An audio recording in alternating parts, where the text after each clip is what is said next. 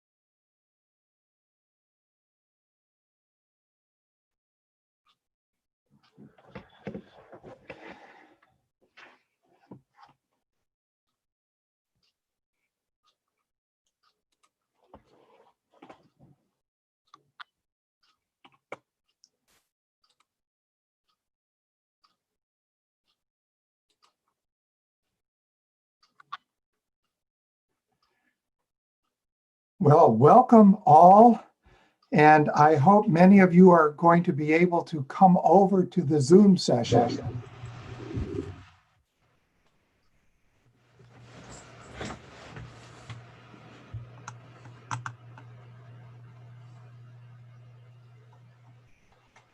Frank, can you go mute? What's that?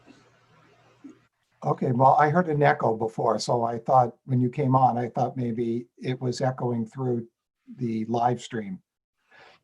So I wanted to invite people who are on the live stream to move over to the Zoom session for the conversation we will have.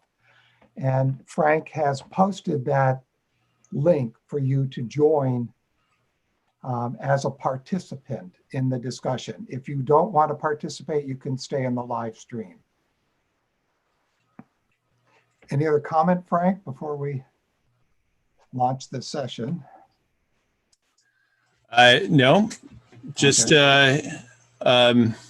we'll just have some closing remarks afterwards. Okay. Before we start the closing statement by Ed Conroy. He has a really beautiful closing statement. So everybody stay tuned for that. That will be in just about 1 hour. Thank you, Frank. So Mystech has been blessed in this conference with the incorporation of art, eurythmy, biodynamics, and various forms of healing.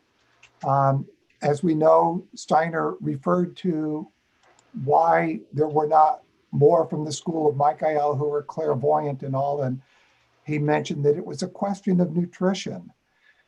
And we have many deep insights that we've been hearing about eurythmy and about the hygienic occultism that needs to be developed. So I just wanted to get us started by pointing back to one of the pioneers, and his name has been mentioned a couple times. That's Paul Emerson. And what Paul attempted to do was to move all the way towards building an etheric machine. And he called this moral technology. What Mystech is trying to do that's a little bit different is to work towards that etheric technology with steps that Steiner also indicated. And this is, as you've heard in this conference, how human moods and moral impulses from the human being can be translated into machines that are running with electromagnetics. From the beginning, the inspiration for this was shared by Frank and I, and we found each other, in a sense, we can say, through his mother, Dolores Rose. And that inspiration led us to try to first build a kind of community. And our first gathering, with thanks from people like Rosemary McMullen and others, tried to help us build the real human-to-human connections of a community, the real human warmth. And once that was established, we've been taking time to try to build the body or the organization. And with that, we have had study groups, we've had a newsletter, and very importantly, we've had a journal. But now comes the time of asking, how will we will? What acts can we do? What deeds can we do?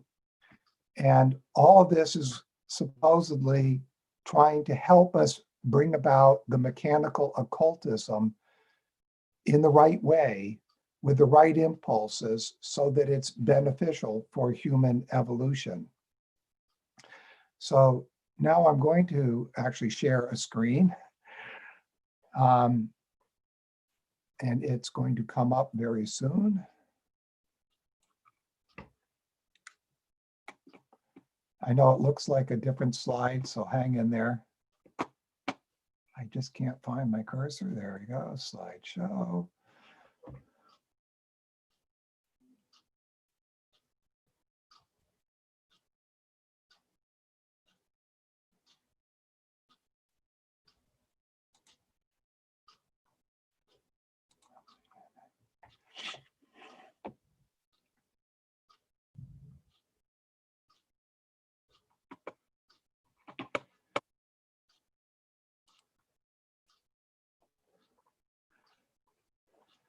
So I'd like to open with a verse, and the verse is,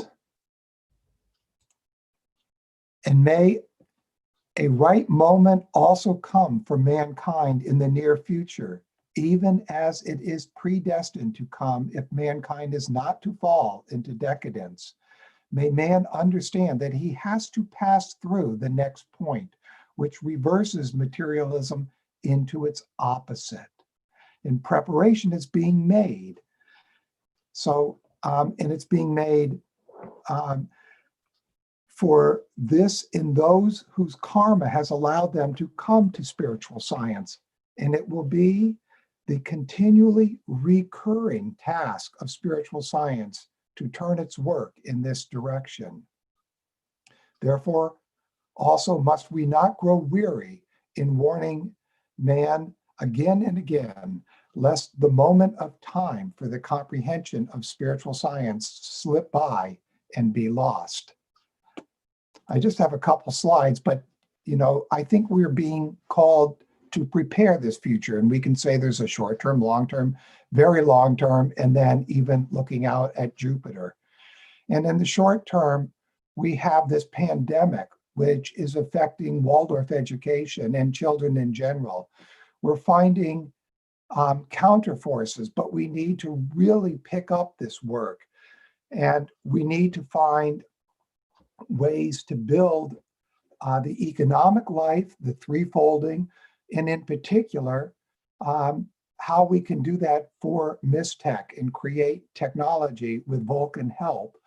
And we've been hearing about biodynamics. How will we apply these machines to the farm?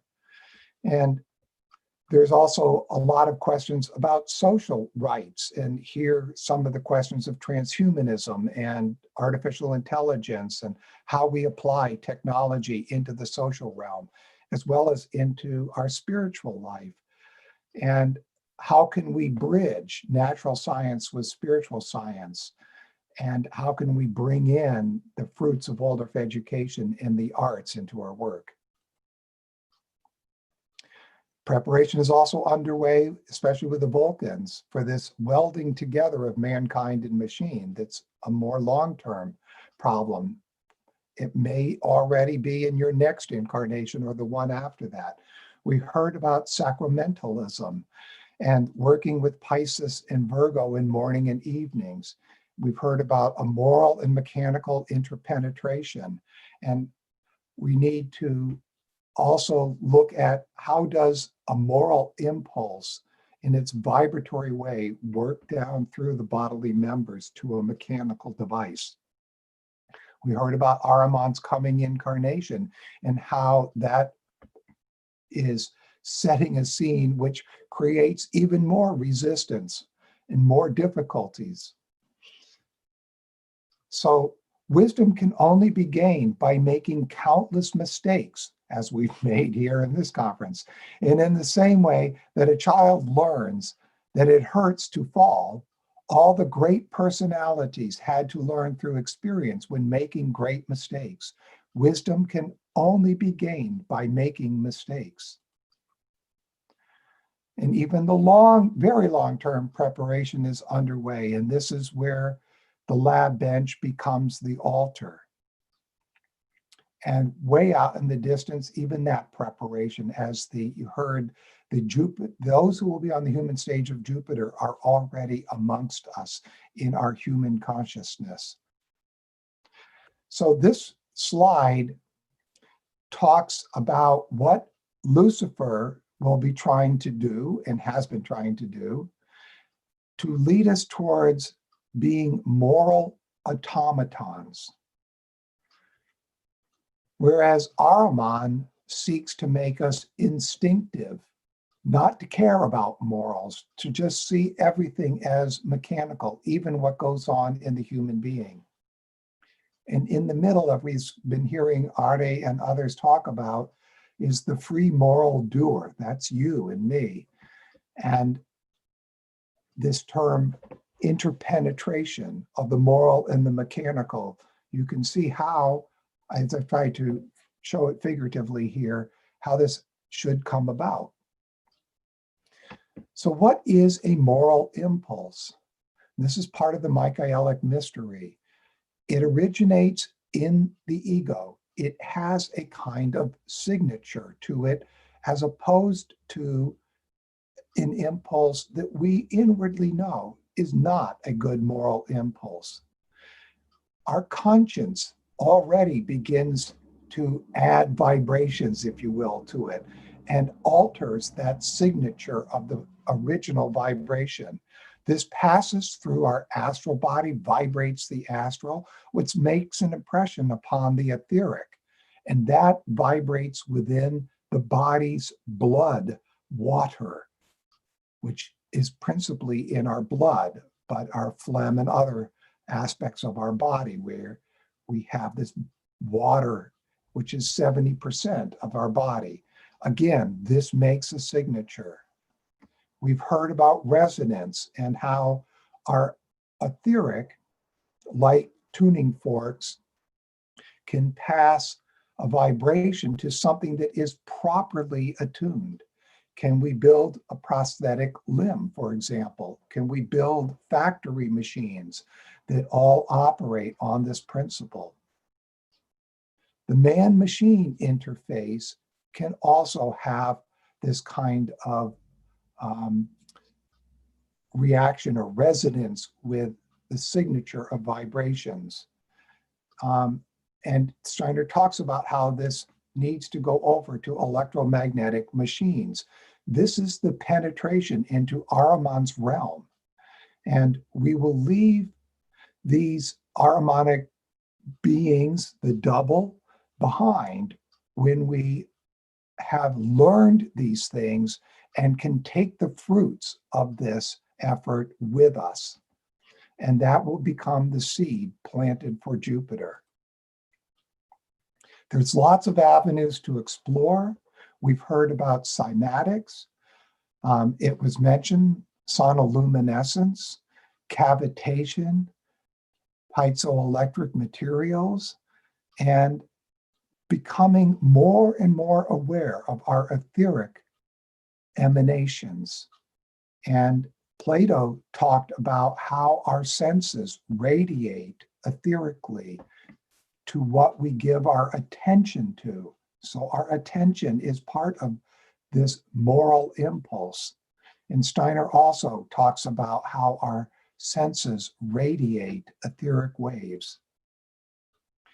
I see the etheric technology as a far future when a moral impulse can drive a machine. So the question is, what should Mystech do?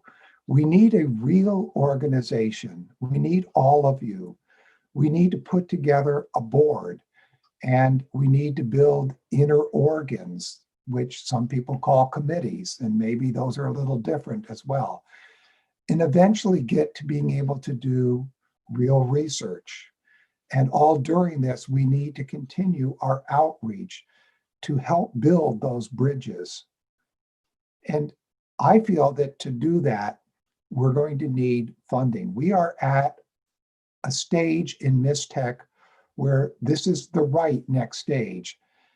And this gets into the nature of funds. We have worked entirely on sacrifice and donation sometimes of money, donation of people's time primarily. But if we are to become a sustainable organization, we do have to be there in the world and receiving funds in the world to maintain an organization. And this is part of the threefolding. There is a difference in the type of money. And currently, we have embarked a little bit on selling subscriptions, selling books, selling journals, and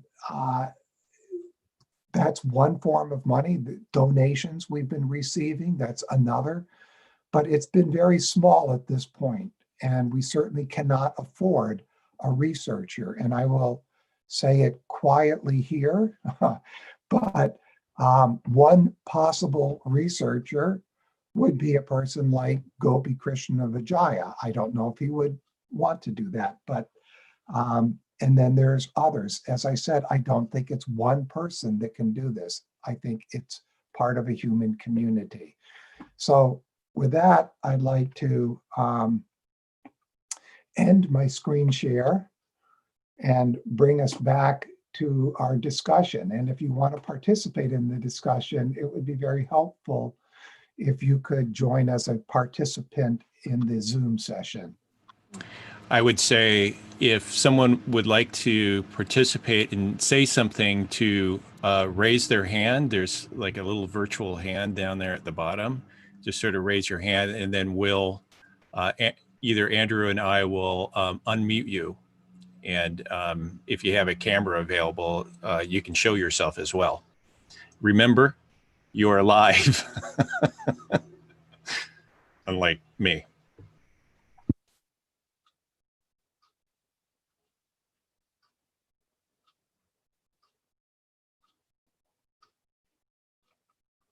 So this is your time to say what you want about Mystech or about the conference or about what you see hopefully can come about in the future, or maybe what you would like to do as part of Mystech.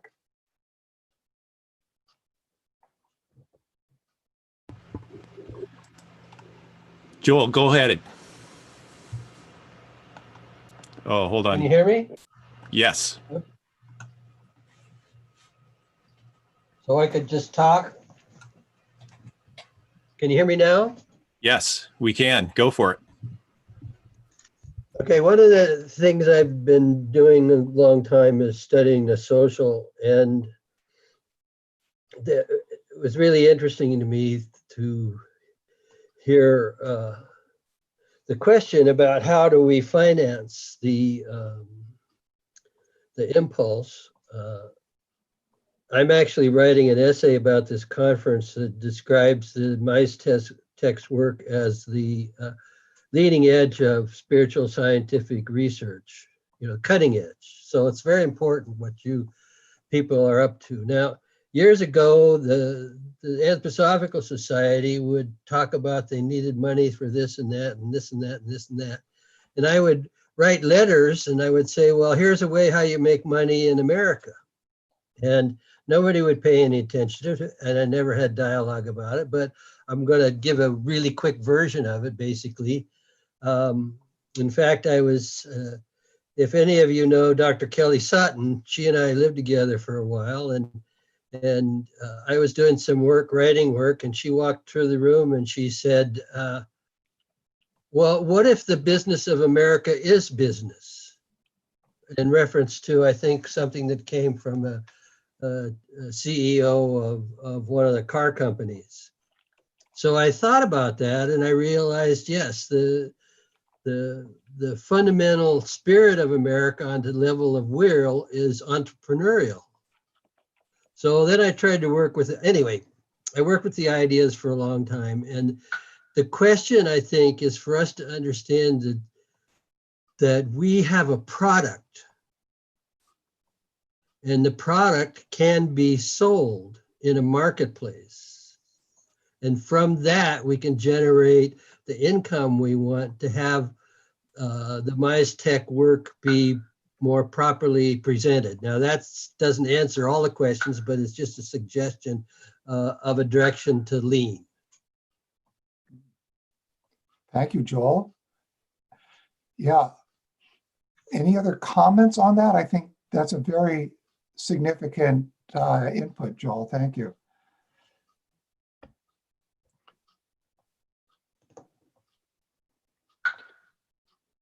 Well, maybe I should call on some people.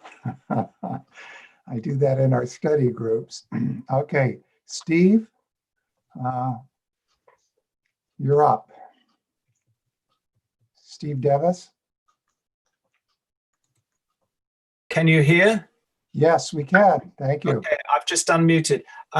Just as a technical, how many people were in this conference? I just want to know that before we go on to the last speakers. Just as a matter of interest, what was the community over this weekend? 10, 100, how many people? Well, we had a total of about 112. About 50 were live just about every session. Okay, that's just my question. I just wanted, I might comment later, but I just kind of want to get the sense of Yeah. what the community is. Okay, I'll, how do I unmute? What do I do to lower hand? Okay, bye. I'll call later. Okay, thank you. Daniel, you're up.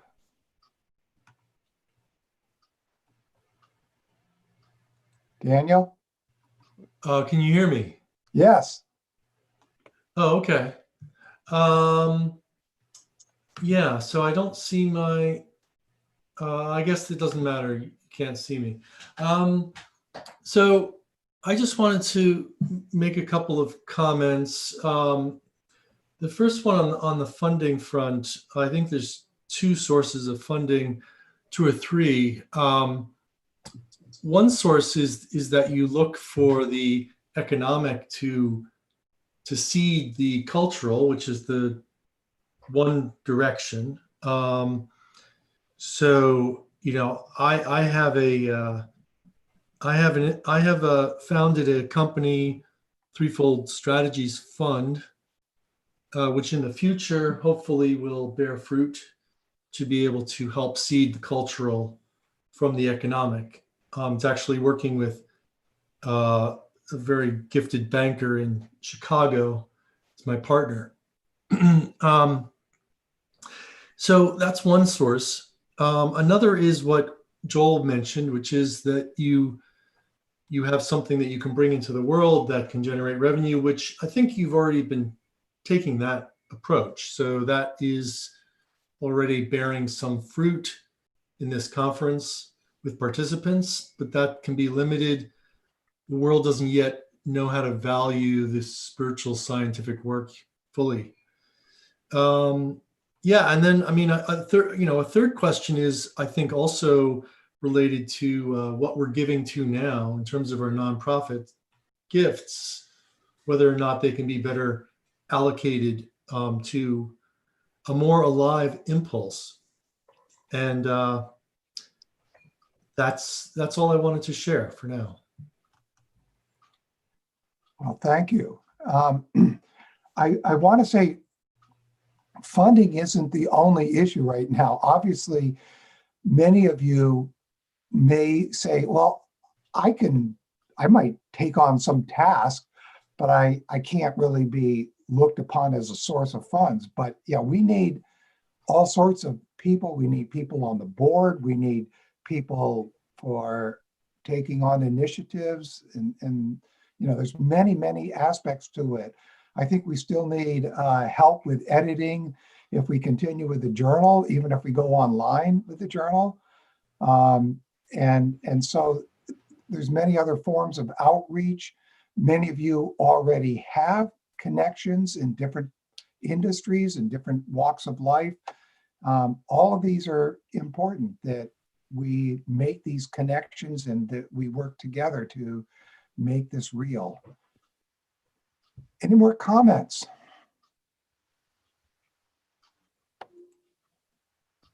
I'd like to step in here and just say a few words about what we're looking at for the Mystech website and also Mystech in general. So after this conference, because so many of you have become members of Mystech via the conference sign up, which we are so grateful for, because that allows us to have the money to complete the work of the Mystech website and also keep it up, because the site itself has a yearly budget for it, and it isn't huge, but it's not small. And with a yearly amount that is given by each to support that, is fantastic. Now, where the site is going, we are still in the process of building out a formal public space, public homepage for the site. As many of you coming to mystech.org will see that it lands on this conference page, or it lands on some other page, and there really isn't a formal front homepage for Mystech. That is being worked out, and what the end result will be is still in the works, but we are wanting to transition from the Mystech journal, the Mystech journal publication, to one that allows writers to come and sign up to be to post their written works freely onto the site.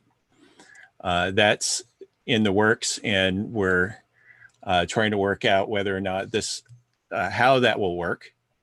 I'm sure it can work, and and hopefully after the conference we'll proceed in that direction. The other thing is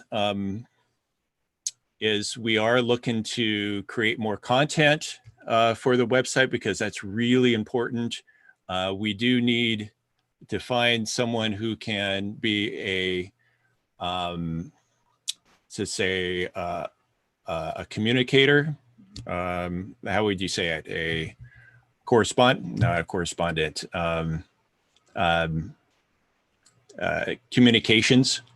Someone who can write something every month for Mystech, put out a blog for Mystech, because Andrew and I are so busy juggling many different things.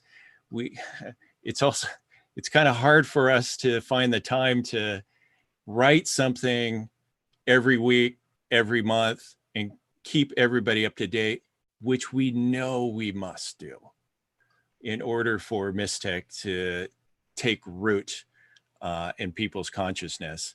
This something must go out every week, every month, possibly just every month to everyone. And we can do that. I mean, we do have the content. We just need to have the space and the time. And between Andrew and I, at this point, it's very difficult when there's so many other things behind the scenes that take up all of our time. Essentially, it just takes. Sorry, Frank, go ahead. No, it's a lot. Now, one thing about Mystech is it was conceived from the very beginning that Mystech would be for everyone. It wouldn't be developed within a silo of itself. Mystech is always meant to be a place where people can come to and work out these issues of the future, just like we worked them out through this conference. We had about 20 different individuals, speakers, and the site is meant for these speakers and these organizations to come and develop their own platform for their specific work, just like one would on a Facebook. They have a specific group and people that are wanting to focus on that, they do so within that group. It's being built exactly the same way. And I know the technical part of how the website works right now is not exactly like Facebook. So it's a little bit frustrating for people. And I get that very much, but these things will be worked out. So long as the support is there, which again, there's been a lot of support. And again, I thank you everyone for becoming a member of that. So I just wanted to give you a little insight as to what's coming, what we're working on, and we're constantly working on these things. We're constantly thinking about how can we expand Mystech and get it out there further. Now, this conference is really a door for us to do that, whereas before, for the past 3 years, we was just building up the infrastructure to get to this point. And since this point has come, our work is really cut out for us, for all of us. Again, I can't stress it enough. This site is for you. It is for all of you. Please use it. We built it for you. We built it for this issue we must confront for the future: science, technology. How do we work these things out in order to get from here to where we need to be? So I will pass it over to So Andrew. Najat, I think you're, if I pronounced it correctly, I'm sorry if I didn't, but you need to unmute. You need to There we unmute go. them for There you. I am. Do you hear me? Yes. Hi, Andrew. Thanks. I have to say, in terms of raising funds and building networks, that, I mean, maybe charging a small membership every month, I don't know, $5, $10, something that's nominal, and more people would join, and then connecting out through different social networks and different groups, like whatever groups across the country and across that's affiliated with anthroposophy, or even not. It doesn't have to necessarily be anthroposophy, but that's one way of doing it. I missed so much of the conference because I had a lot of, and this is not to go on. I know that you guys feel really bad about it. I missed so much of the conference because I had a hard time logging in, and plus, certain times where I wasn't available. So I'm hoping that for every speaker that spoke during the conference, that their presentation is broken up in different videos, so that if anyone missed a portion of the conference, they could come back. Like, I really want to see Alana Freeland's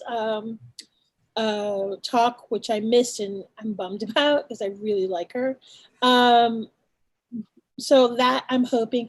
And if I can throw in one question, because I missed so much and I was hoping I can gain some insight. Steiner says that Christ will be returned in the etherical form. And I'm wondering, or just because there's this force mandate on masks, is like, at this point of this pandemic, things should be winding down, but yet, there's this pounding of the masks. And I'm just curious if that's a reason. I'm not saying it's the only reason, but a reason to block sort of the human exposure of Christ in the etherical form.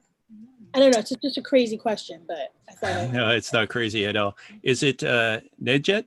Najat. Najat, thank you. Najat, I'll Najat, to answer your first question, and then I'll let Andrew answer the last one because he's more capable of doing that. The first part is there has been this question of membership versus free, right? Donations versus just open. So, and we do a little bit of both on the website. Some of our webinars have been paid for. Some of the more extensive ones that that Andrew have had, they're more of a small, kind of a small workshop. Those have been paid for, but always, you know, there's this question of let's have everything open and free for everyone, but in order to do that, there has to be donations, and there's places for people to donate. And, you know, I have to say, when we leave it up to people to donate, we get a lot of donations. And again, I have to thank everybody who has donated freely to these webinars.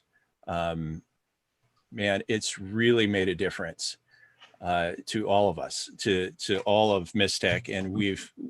And what you see as a website right now is because of your donations, really.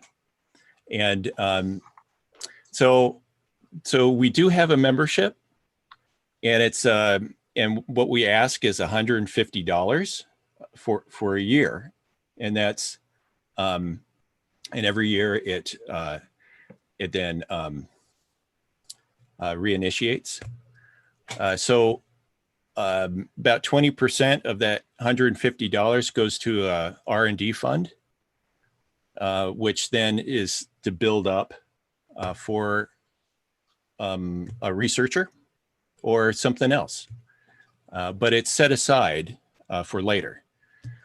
Other than that, other than people coming forward and say, yes, I want to support you on a yearly basis with $150, we have been selling our Mystech journals, and we have been selling some of our webinars.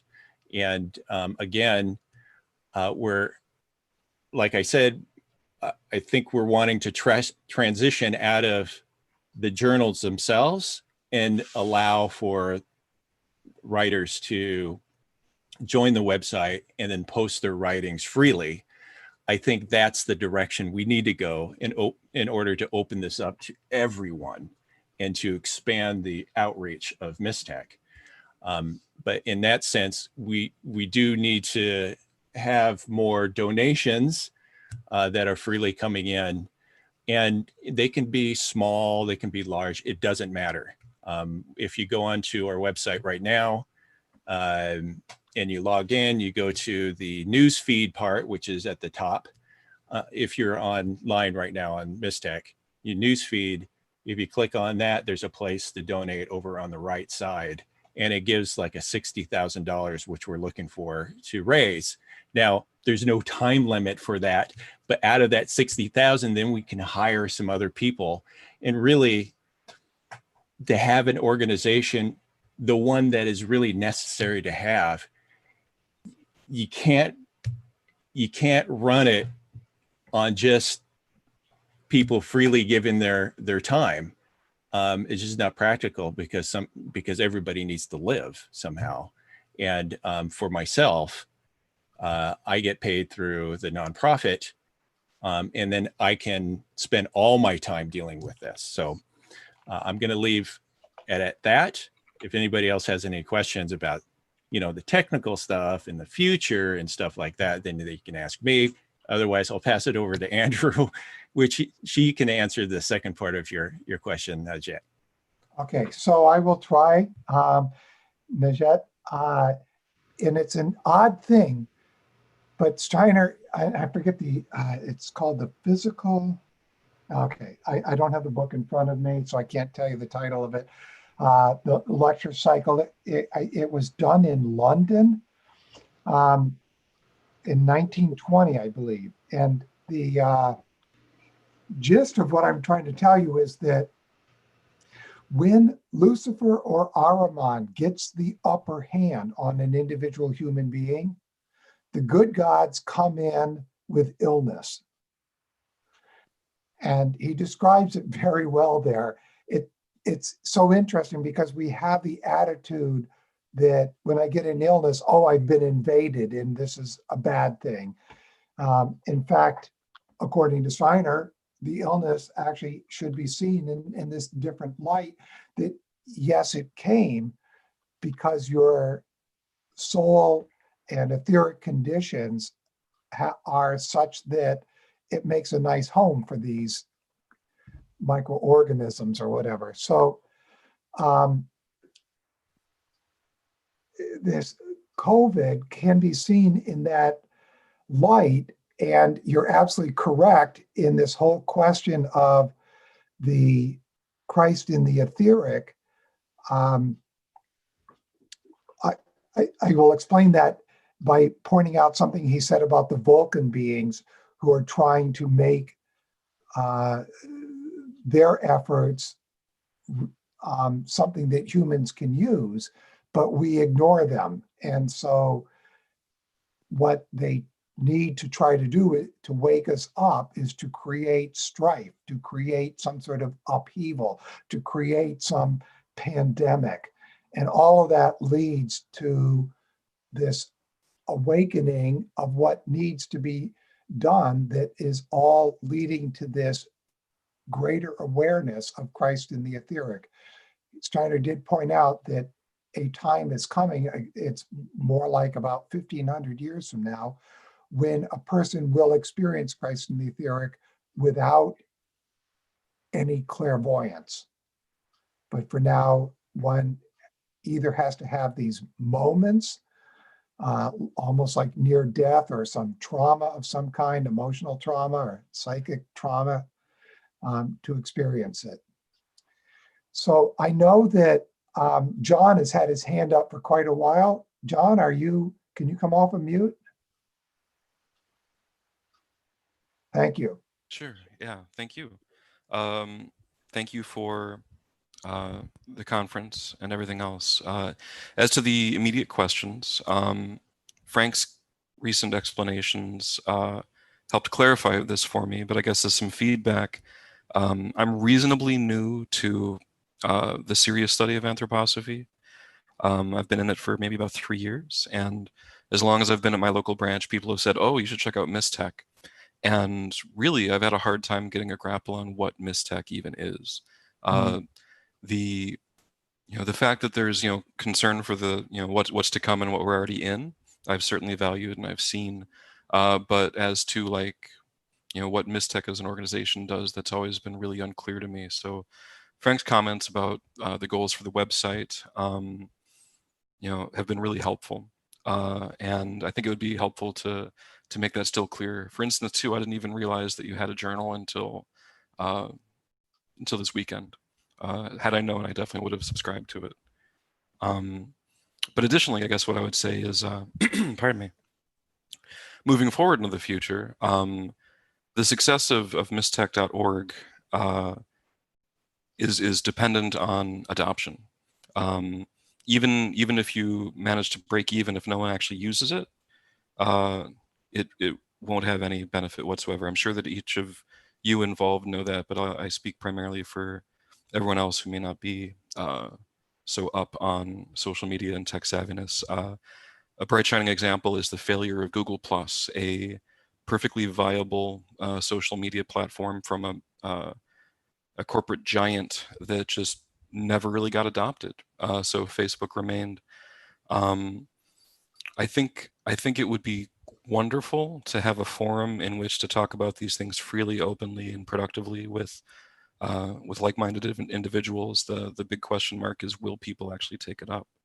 I hope that can be the case. And yeah, thank you very much. John, thank you so much for bringing that up. And this is part of, I mentioned the outreach, and it's there's just so much to do. And the small group that we have, even if we try to divide it up and say, you take that, you take that, you take that, there's just not enough hands to go do all the work. But I wanted to read something, a very short sentence, not short sentence, a short passage in one sentence. This is a Christmas talk of 1917, and this picks up what we heard this morning. It's Rudolf Steiner. Today, our elemental beings arise as the result of thought forms, those that are purely technical, mechanical, physical, or chemical, and especially when these are connected with nationalism. So, of course, nationalism was a big problem then in 1917. And in Karma Vocation, he talked about awareness of the relationship of humans with elementals with these words: future machine construction and with their manufacturer, the creation of elemental beings must be bound up with what happens within the human being. And I mention these again because it seems to many of us who've explored Mystech that the intention of Mystech, that realization in the right way of mechanical occultism, can't come about unless the people working on it are also inwardly working upon themselves and inwardly transformed in a way that what they bring to the work is the right mood and the right soul forces. And this is also a hard thing. Who do we adopt into Mystech? Who do we say, yes, come and join us? If those people have issues, can we help them transform? And even by saying that, I'm acting like, or implying that Frank and I are right there, and that's not true at all. We've had wonderful sessions in the past conferences when we could be together and learn from one another. We need the reflection from each other to help improve our own inner dispositions. So I'll step in here real quick, and John, thank you for your comments, because they're spot on. Actually, we've kind of gotten to this point in infrastructure, because I'm always I always feel like I got to have something workable, something that people can start to use before we can start, really asking for support. And we're at this point where we have something that we can put out there. Obviously, the adoption of it will largely depend on the ease of it, and also the ease and the usefulness of it, and who has adopted it. It's our mission is very, I guess, specific in a way, right? We're dealing with science and technology in a very specific type of science and technology, or we're trying to realign science, right, to its rightful path.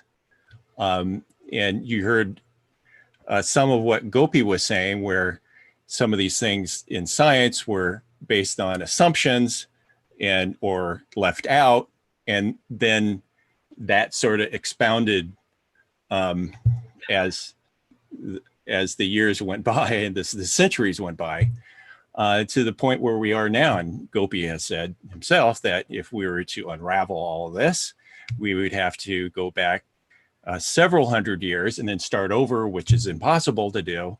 So we just need to, correct the assumptions now in the best way we can, which is a little bit of what Mystech is wanting to do too, along with its mother organization, CFAE, Center for Anthroposophical Endeavors. So really all this Mystech is really at the infancy stage still, but it has now formed its limbs and is walking along the internet And with this conference, we have certainly opened a door for it where it can reach up and open the door. And so hopefully things will, hopefully we can find, you know, the right people to join the conversation. And again, Andrew and I, even though we started this, we want to step away from it and leave it for other people to work.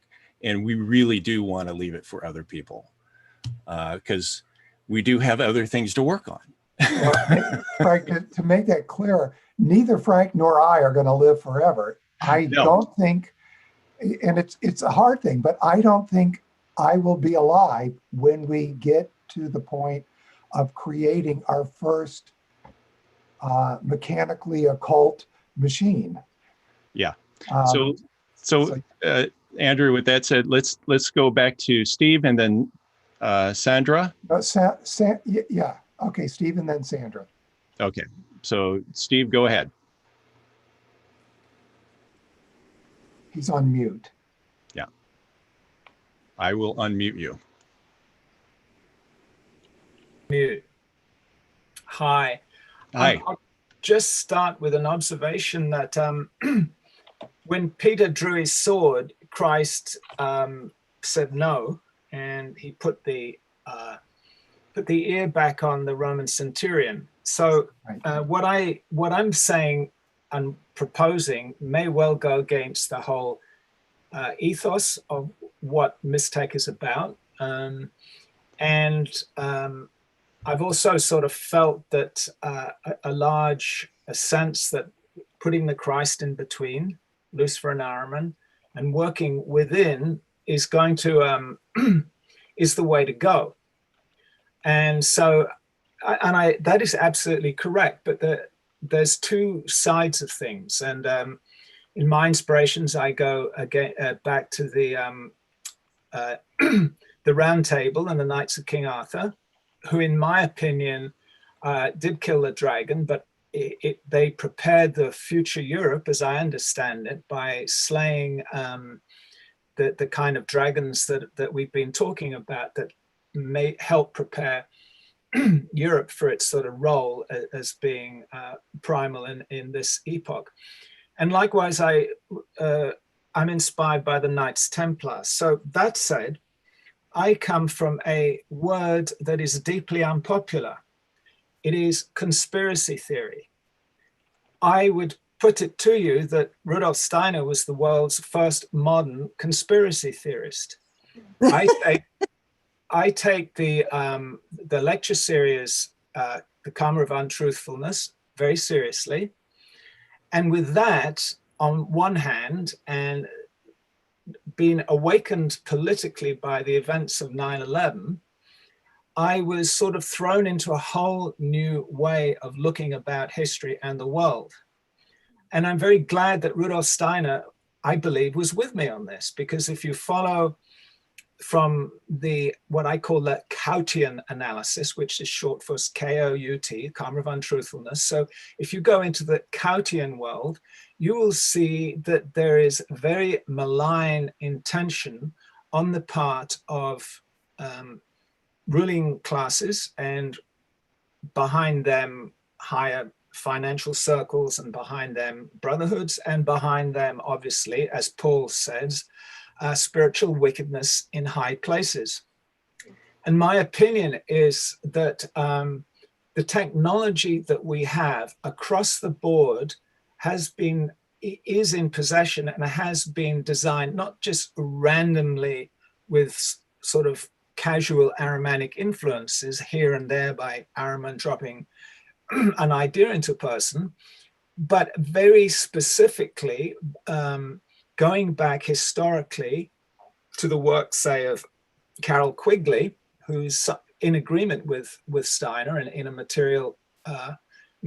I don't know if you've heard of Professor Carroll Quigley, but he gave a summary of Western history since the 1870s through the Cecil Rhodes, who created the British Inner Secret Society, and which then morphed into an American secret society. And on the political level, that's therein lies the control of the world.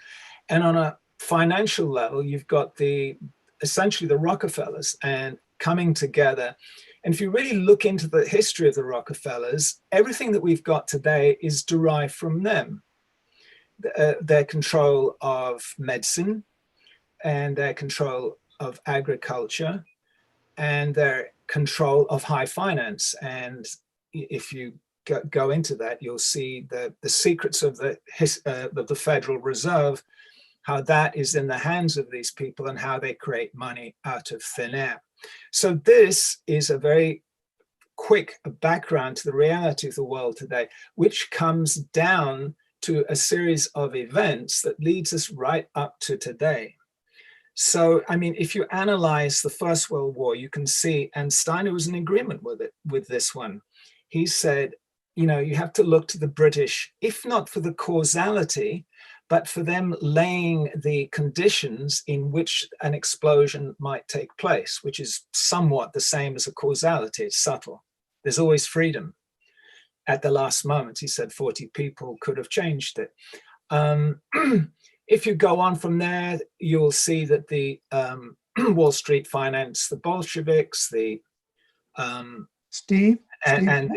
Yes, I know you want me to stop, but I'm just giving you a background to the malign influence, which is extending into the world today. And my point is, this is unpopular. Most anthroposophists are not keen to sort of look at this type of reality or to deal with it. So perhaps it's not the right place to mention this, but I do feel that we have to deal with the opposing forces very consciously, because Steiner said you have to know the truth behind world events. And I'm sure you will agree with that. So if we are not in agreement with that, then I think we have to take steps to deal with these forces from without. I agree with putting Christ in there and healing from within, but I think we have to take steps to deal them from without. And I would end by saying that the vaccine thing, which is going to be the result of COVID, seems to me to fulfill the title of Nicanor Perlis's book, Humanity's Last Stand. There will be no ego after that. So my point would be, let us oppose in the right way these forces, in particular in their latest manifestation of worldwide vaccine. So that is my position to you, and even a question is, well, how might we do that? And is this relevant to the work you're doing? Because obviously, if there's no human beings with egos because of vaccines, there's no Mystech. Yeah, no, Steve, we're totally with you, and believe me, there's plenty of conspiracy. One could say it was conspiracy in this conference as well.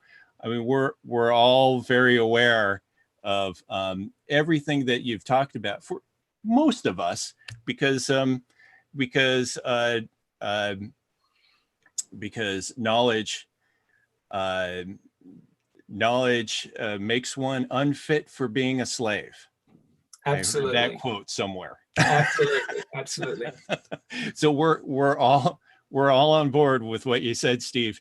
And I wish I can respond more to you, but we do need to move on, because we are wanting to wrap this up, and perhaps we can do this.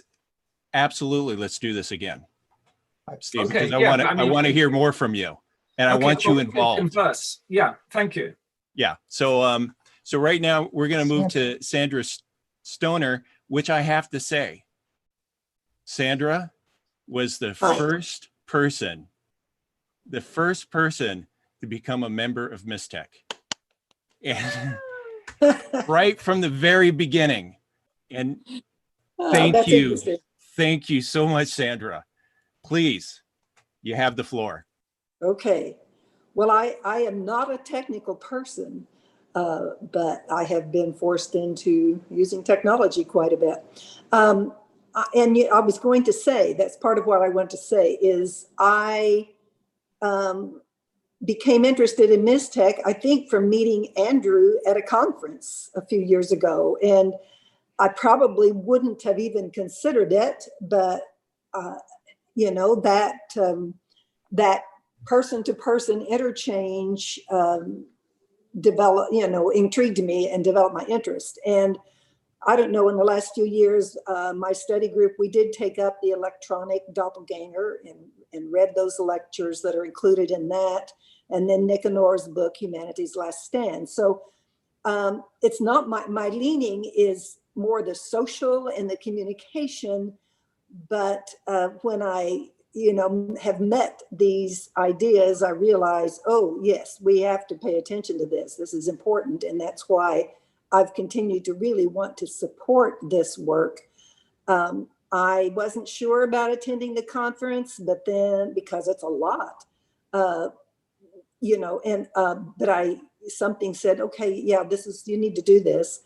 And I have mostly seen every presentation, which I must say, my brain is almost not still with me, but it's been great. One of the things that have come to me as I've heard all these different presenters, and I must say, I have been stretched and inspired and have much to ponder and but I hear a different speaker, and then I say, oh, I need to connect such a certain person with this particular speaker, and that's kind of what I've gone through, speaker after speaker. Oh, this person would really, they would benefit from connecting with this. So that is, to me, that's just part of what's been flowing through as we've gone through the conference. I don't know if you ever answered, but I think you have recorded our recording, and that will be available to us. Yeah, thank you, Sandra, for bringing that up. And that was part of Nedjet's question. Yeah. So, which now, because you brought it up, I just remembered her question and I didn't answer it. So here's the answer. Okay. Every session we've had is live streaming, and you can find it on Mystech in the course. Go to the group, then the course, then pick the session you want. You can watch the session from start to finish. Now, we are going to separate out everyone's individual presentation and have the audio and the transcript for those who have paid for that available. Hopefully we can get to that by the end of the week, and it will be up, and that's one email we'll be sending out to everyone. So stay tuned. It's not there yet, but it will be shortly. Will the video stay available, or are they? The live streaming will remain there and will be available for everyone that has participated in the conference for about a year. Okay, so but if we want to share a particular presenter's presentation with someone, how might we do that? That will work. Meetings for that. Yeah, we'll work that out a little later. But for now, it's just for the conference goers. At the moment, we're going to try to work something out this week and next week. Okay. This conference been a little bit of an experiment. Yeah. Along with everybody. Everybody's experimenting with it. We've learned a lot.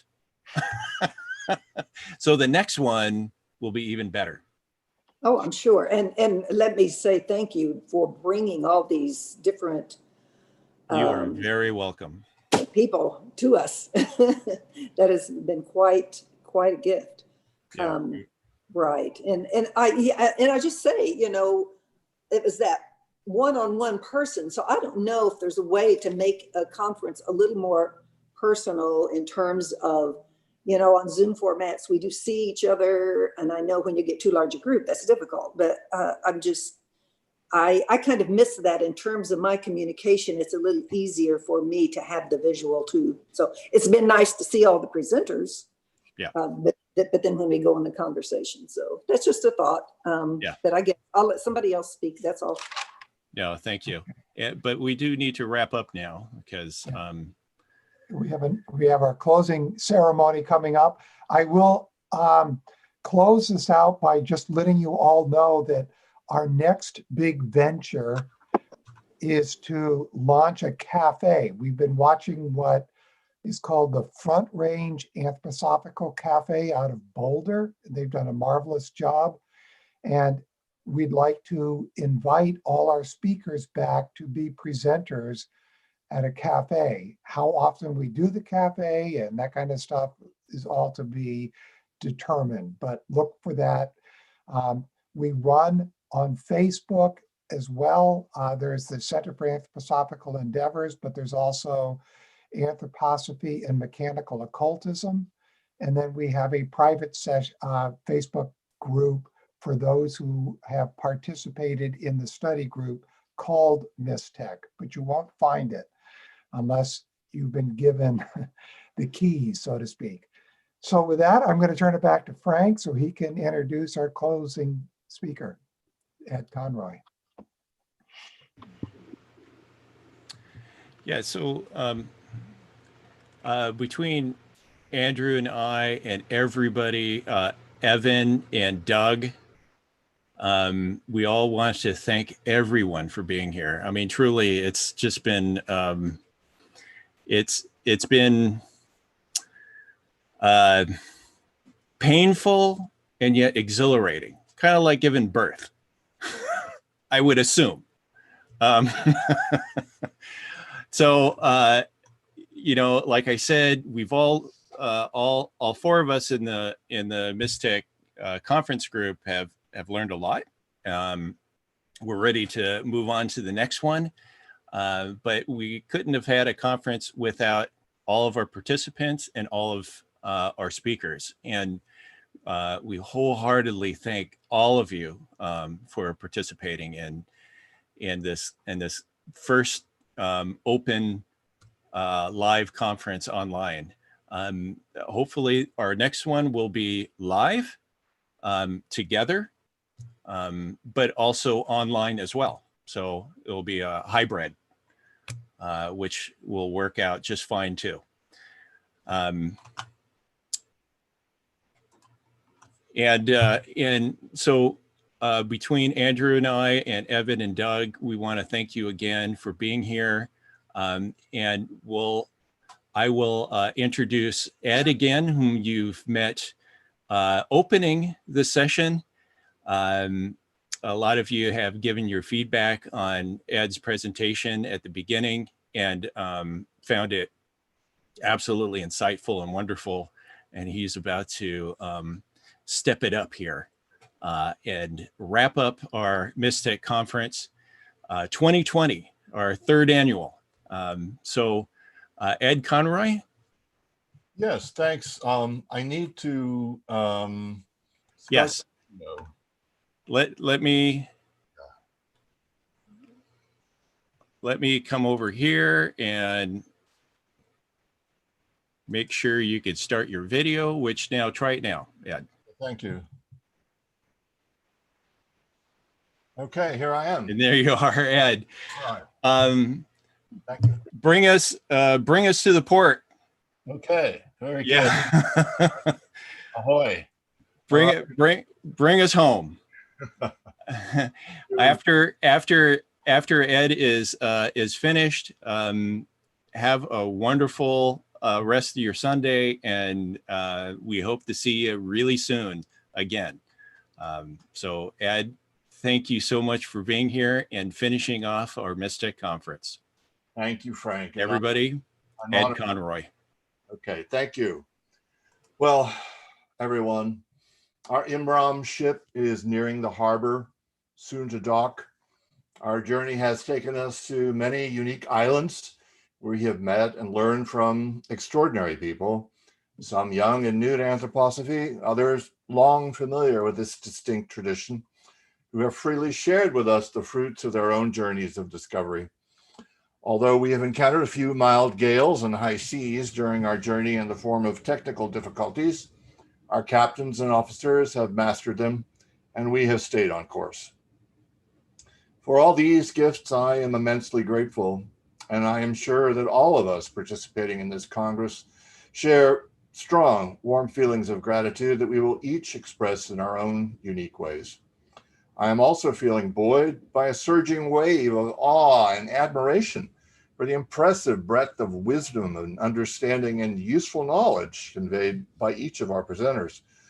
Although I have been familiar with anthroposophical thought for most of my life, I have gained more insights about Rudolf Steiner thought, legacy, and potential for impacting our future in the past 4 days than in the past 40 years. It's going to take me, as I am sure will be true for you all as well, some time to unpack all the information I have absorbed. It is wonderful we can review the presentations on YouTube at our leisure. The next words that immediately sprang to my mind as I wrote this speech were moral urgency. Now that I have reviewed so much and learned so much that is new, and I agree that the stakes are so high for all of us, I feel a moral responsibility to get to work communicating the information we have received in ways that more people can understand. For example, I happen to be a member of the program committee for the San Antonio Rotary Club, and I am thinking about how we could maybe have a Mystech presentation to our 400-member club, full of a lot of people in leadership positions in South Central Texas sometime next year. I know that a Rotary Club is not the usual sort of space in which anthroposophical ideas are expressed. My point, though, is that I'm thinking about what I can do within my immediate sphere of availability with the people whom I know.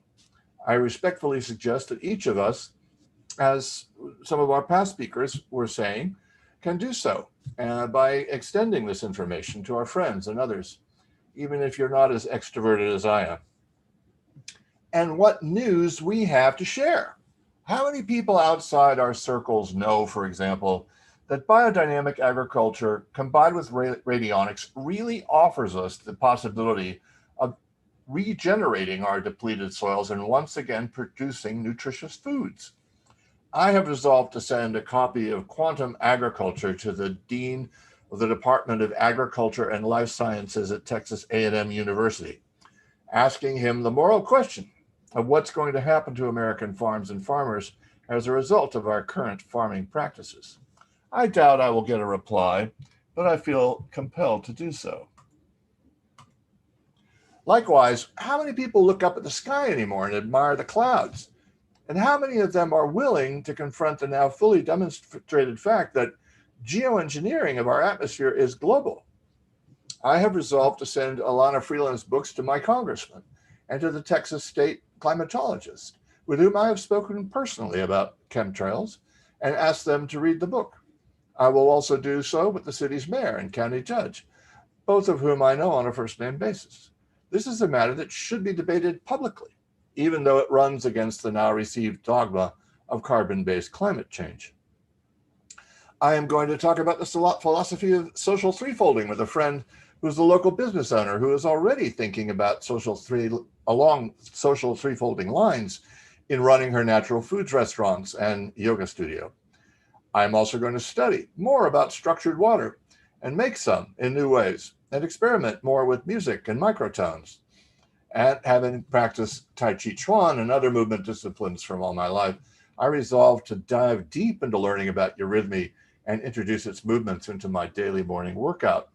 Lynn Schutz's presentations about this exquisite art fully convey both its beautiful movements and its joyous spirit.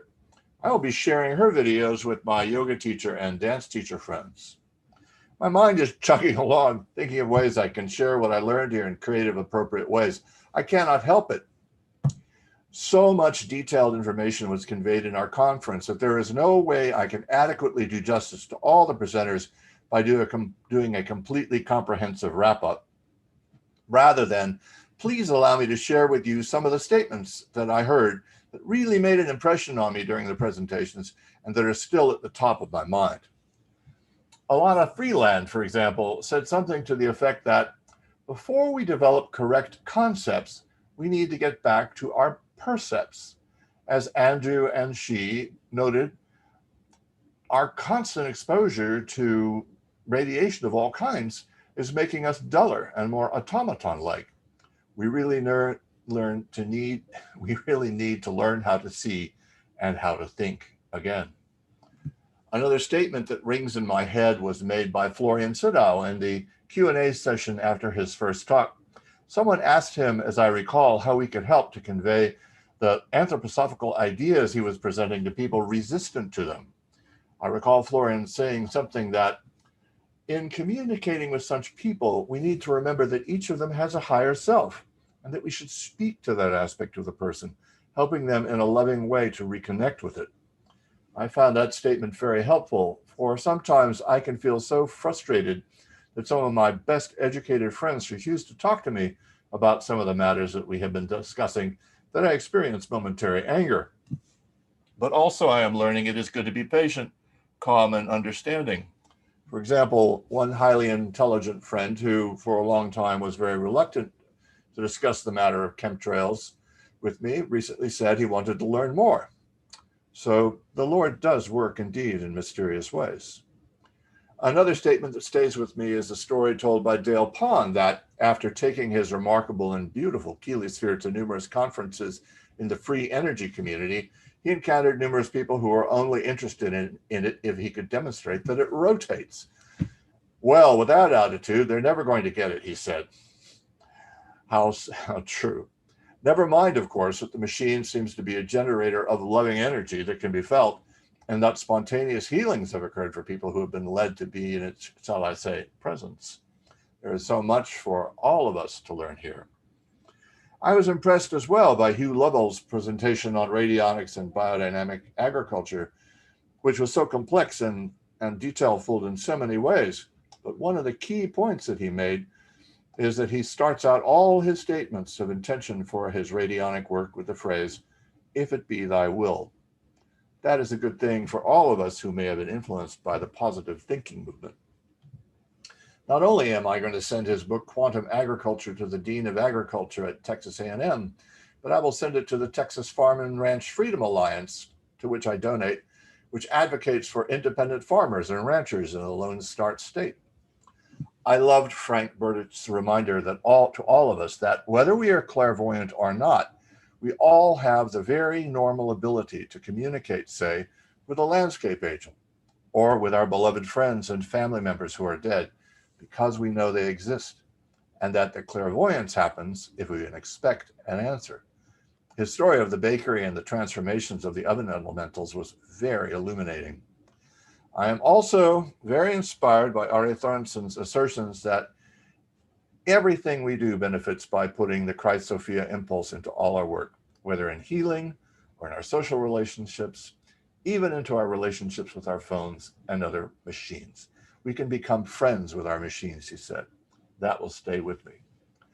I am tempted to continue relating many other wonderful highlights from every presentation, but time just does not permit me to do so. I am sure that each of you have experienced similar aha moments during this conference, and that they will have a continuing impact on our lives in the weeks and months to come. For me, this conference was a clarion call to awaken, to get loose from the areas in which I have been stuck in my life. It is so easy to get weighed down by our routines and habitual ways of doing things that we ignore opportunities for growth. I look forward to staying awake, and when I sleep, I will incubate and nourish new dreams of helping to actualize the visions of advancing human evolution that we share. So, before we dock, let us salute again and thank everyone who made this conference possible, with the hope that we may be able to gather again next year at this time, hopefully in person. Although I have already stolen one of its lines in my opening, as we go forth to our homes, I wish to share with you this classic Celtic blessing. May the road rise up to meet you. May the wind be always at your back. May the sun shine warm upon your face, the rain fall soft on your fields. And until we meet again, God hold you in the palm of his hand. Thank you all very much. Goodbye.